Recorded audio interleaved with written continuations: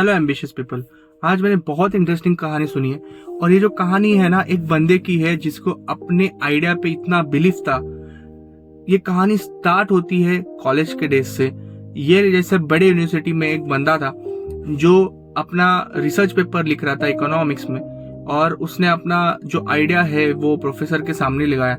Professor बता रहे कि ये आइडिया बहुत फ्लॉप आइडिया है, इम्प्रैक्टिकल है, इसमें बहुत ज्यादा खर्चा होगा, विच इज नॉट पॉसिबल, ये फेल होगा।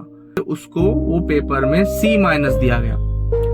और ये जो बंदा था बहुत कॉन्फिडेंट था कि मुझे लगता है ये होगा, और इतना कॉन्फिडेंट था कि उसने उसके बेसिस पे ही खुद के पैसे लगा के कंपनी स्टार्ट कर दी और लोगों को कन्विंस करना स्टार्ट किया कि ये आगे बढ़ेगा। क्योंकि वो जो पैसा था वो उतना नहीं था, बिकॉज एयरलाइन बनानी थी ओनली फॉर कुरियर सर्विसेज। उस जमाने के कुरियर सर्विसेज जो थी, इवन गवर्नमेंट के कुरियर सर्विसेज, उसका end to end point to point delivery system था।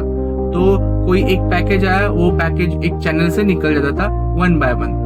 बट इसका आइडिया जो था ना वो रेवोल्यूशनरी इसलिए था, जो पैकेज है उसको एक साथ अगर एक हब पे लेके आए और वहां से सॉर्ट आउट करेंगे, ये पैकेजेस यहाँ जाएंगे, ये पैकेजेस बल्क में यहाँ जाएंगे, ये पैकेजेस यहाँ जाएंगे, तो बहुत बड़ा फ्यूल कॉस्ट का जो है ना वो सेविंग हो जाता है।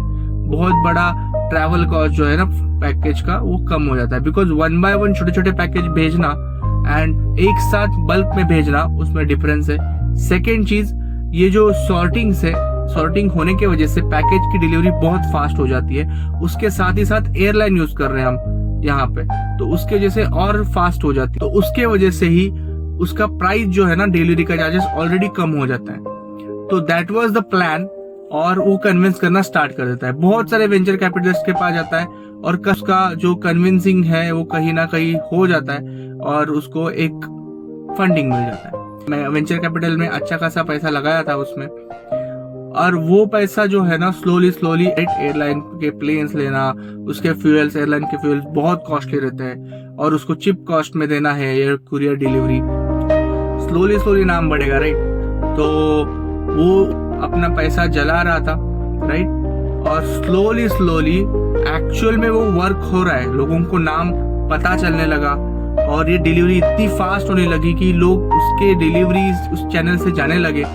बट प्रॉब्लम यही था कि फ्यूल कॉस्ट अचानक बहुत ज्यादा बढ़ गए, और इतने ज्यादा बढ़ गए कि उसका जो मॉडल जो था, कैलकुलेशन जो वो पूरी तरीके से फेल होने लगा। भले ही आइडिया कितना भी अच्छा होने दो, प्रॉब्लम्स नहीं आएंगे ऐसा हो नहीं सकता, राइट। तो ये पहला प्रॉब्लम था उसका, कम था, पैसा जा रहा था, डेली बेसिस पे पैसा बहुत जा रहा था।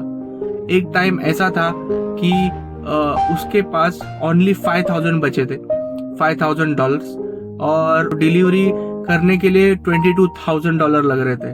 तो 5000 मतलब नेक्स्ट वीक की डिलीवरी ही पॉसिबल नहीं थी, नेक्स्ट डे की भी डिलीवरी पॉसिबल नहीं थी, और कंपनी बंद होने की कगार में थी। जो लोगों ने पैसे लगाए थे वेंचर कैपिटलिस्ट ने, वो भी अभी उसके क्या बोलते हैं एसेट्स थे, उनको बेचने के लिए तैयार हो चुके थे, राइट। ऑक्शन लगा के जो भी पैसा रिकवर हो पा रहा है क्या वो देख रहे थे। तो वो सब चल रहा है। अब ये जो बंदा है फ्रेड स्मिथ, जिसने ये सब सोचा और स्टार्ट किया था, वो अभी तक हार नहीं माना था। उसने सोचा जो भी बचे है ना, वैसे भी कल हमारा सब खत्म होने वाला है, राइट। आज जो भी पैसे बचे $5000, तो $5000 मैं लेके जाऊंगा लास वेगास। उधर का लास वेगास मतलब यहाँ का गोवा है, और वहां के कसिनो में जाके उसने ब्लैक जैक खेला, और मिराक्युलसली वो ब्लैक जैक जीत गया, और उसने एट द मंडे 32,000 उसके अकाउंट में थे, और नेक्स्ट वीक का उसने एक रन अवे ले लिया, ठीक है। और नेक्स्ट वीक का डिलीवरी हो गया। तब तक उसने बहुत एग्रेसिवली लोगों के पास जाके अपना आइडिया बता रहा है, ये होगा, ऐसे होगा, आई मेक इट हैपन, ये हो सकता है। और कहीं ना कहीं उसने थोड़ा सा फंडिंग सिक्योर कर लिया। बट उतना रनवे जो था ना, और वो फंडिंग के बाद वो स्लोली उसके काम था वो बढ़ने लगा, लोगों को नाम पता चलने लगा। आ चुकी थी कि बाद में यूएस के एयरफोर्स के जो पार्ट्स थे ना, वो भी गवर्नमेंट के कुरियर सर्विस है उससे ज्यादा फेडेक्स से ले रहे थे। तो इतना नाम बढ़ गया। स्लोली ऐसा हुआ कि जब फेडेक्स का आईपीओ आया तो लोगों ने इतना ज्यादा उस पर इन्वेस्ट किया कि उस कंपनी में 237 करोड़ का इन्वेस्टमेंट मिला उसको। तो जो भी लोगों ने इनिशियली इन्वेस्ट किया तो उनको तो फायदा ही हुआ। और ये जो उसके बाद तो स्मिथ ने कभी पीछे मुड़ के देखा ही नहीं। फेडेक्स इतना बड़ा बन गया है आज कि आज अराउंड $60 बिलियन की पार्सल्स ईयरली बेसिस पे जाते हैं वहां से। तो सोचो अराउंड 56,000 करोड़ के पार्सल्स फोर्स रेवेन्यू वो कर रहा है। जस्ट इतना बड़ा इंडस्ट्री में इसने पैर रखा। और आज वो ओनली कुरियर सर्विसेज में नहीं है, प्रिंटिंग से लेके और भी बहुत ज्यादा जगह पे इन्वेस्ट हो चुका है वहां पे। उनका एम्पायर बहुत बड़ा हो चुका है। और ये सब स्टार्ट हुआ यहाँ से।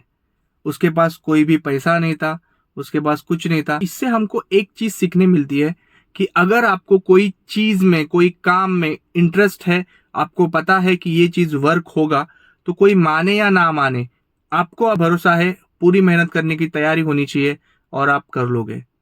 So that's it for today. Thank you so much. Have a great day.